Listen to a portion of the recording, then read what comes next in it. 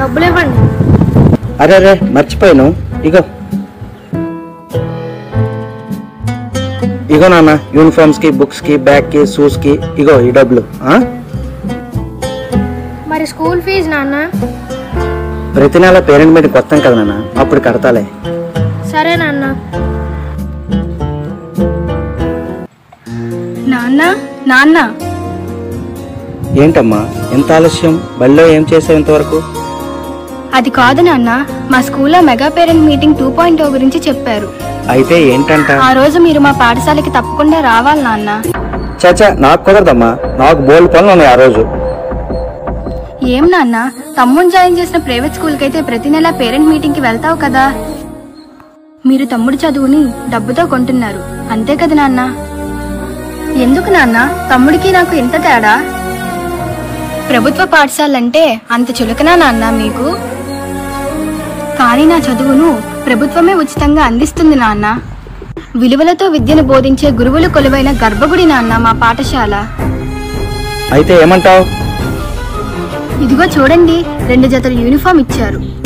అంతేకాదు నాన్న, ఇదిగో ఇది చూడు, కొత్త షూ కూడా ఇచ్చారు. ఇది చూసారా నాన్న? సర్వేపల్లి రాధాకృష్ణన్ విద్యార్థిమిత్ర పేరుతో బ్యాగ్ ను, బుక్స్ ను, టెక్స్ట్ బుక్స్ ను ఉచితంగా అందించింది నాన్న మన మంచి ప్రభుత్వం.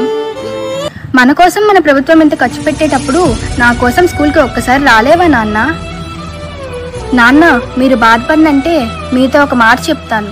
నాకు పడిన తల్లికి వందనం డబ్బులతో తమ్ముడి ఫీజు కడుతున్నావు కదా నాన్న. ఏంటి తండ్రి కూతుర్లు ముచ్చట్లు? బాబుని హాస్పిటల్ తీసుకెళ్ళరా? ఏమైంది నాన్న? తమ్ముడికి ఏమైంది నాన్న? ఏమీ లేదమ్మా, తమ్ముడు కొద్ది బ్లడ్ తక్కువగా ఉంది. ఆగండి, ఇదిగో తమ్ము, ఇది తినరా. ఏంటన్నా ఇది? చిక్కీరా. ఎందుకు? ఇది తింటే బ్లడ్ బాగా పెరుగుతుంది.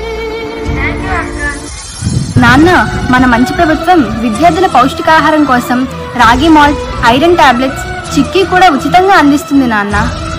అంతేకాదు డొక్కా సీతమ్మ మధ్యాహ్న భోజనం పథకం ద్వారా మాకు రుచికరమైన ఆహారాన్ని అందిస్తుంది, కొండంత బలాన్ని ఇస్తుంది. నువ్వు రా నాన్న, మా పాఠశాల నీకోసం ఎదురు చూస్తుంది. నన్ను క్షమించమ్మా, నా కళ్ళు తెరిపించావు.